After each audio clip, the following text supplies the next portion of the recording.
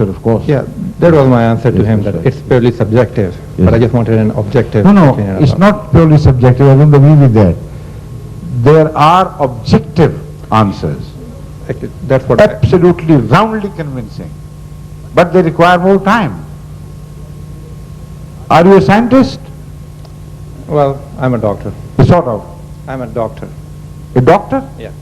A doctor of what? Medicine. Okay. Then you know the construction of the eye, don't you? Something of it. Well, I don't want to be trapped with that answer question. No. It's not an attempt to trap you. It's an attempt to help you. No, I understand. Like, every day I marvel at human body. No, I'm not talking of the body in general. Yeah. I'm talking just of the eye Hmm. and the mechanism of seeing. Yeah. Are you familiar with that? Yeah, and I appreciate it. It's very extensive. Can you relate the construction of eye to the process of evolution? And can you answer all the questions arising out of the study of eye which the evolutionists have to answer? The construction of the ball itself, how complicated it is, the creation of the retina, of the rods and cones, and the transfer of the message in pulse form through a cord to a center back in the brain for it to decipher the message. Now, will it happen in stages? This is my question. The question is very simple. This one is really simple. I'm not asking you to explain in detail to these laymen all the complexities of which go with the subject. I'm just inquiring this simple question: can you conceive of a plan whereby the whole machinery could be built by chance steps, one after the other? Only this question. The way I've been taught theoretically, and I see it happening practically, that there's a biochemistry involved.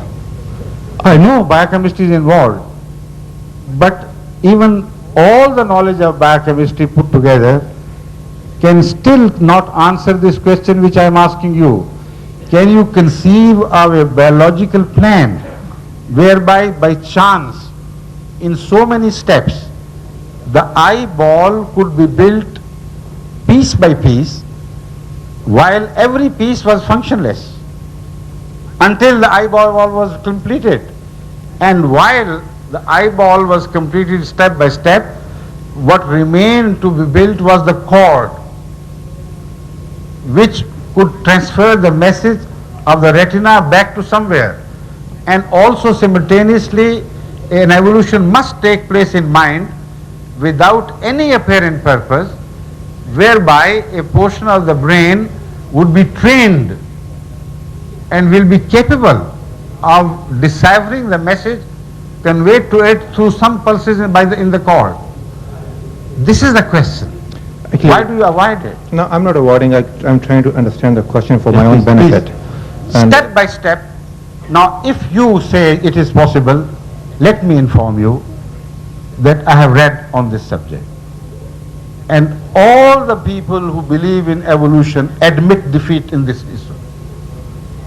They say no attempt has been successful, not only in explaining the making of the eyeball, but also of all the other organs as well. All organs become inexplicable.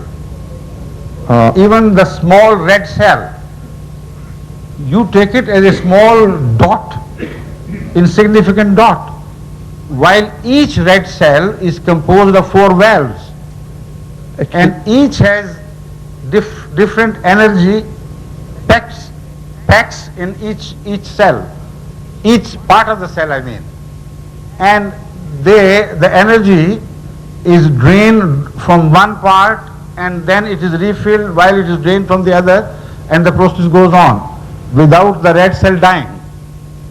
Now, no scientist so far has conceived of a theory of evolution by which they could say by accident only one part of the red cell was created.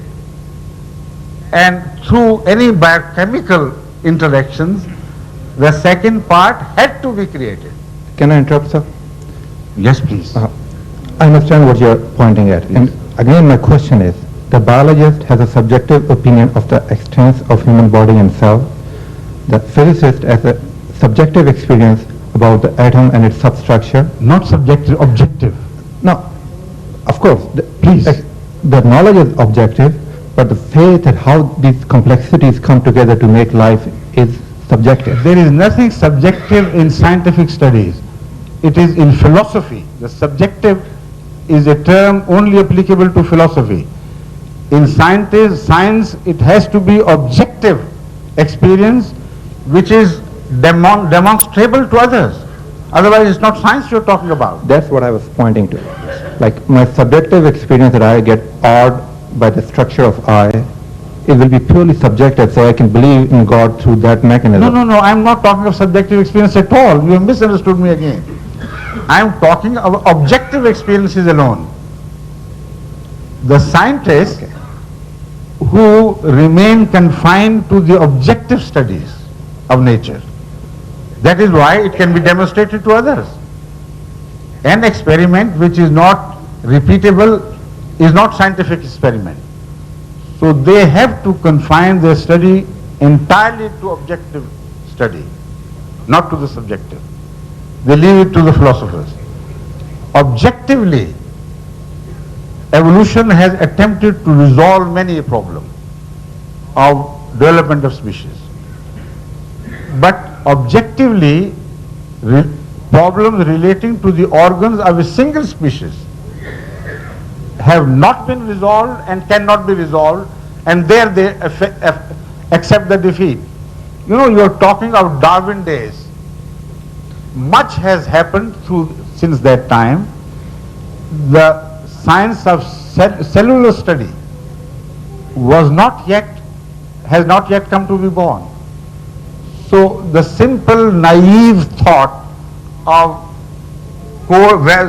chilly weather playing a role in developing certain type of animals and hot weather playing a role in developing certain other factors or characters is no longer considered valid, because the cellular changes which are required to take place to correspond to the outer effects are so complicated that the simple cold spell or a spell of heat does not and cannot create those cellular changes which bring about changes of character.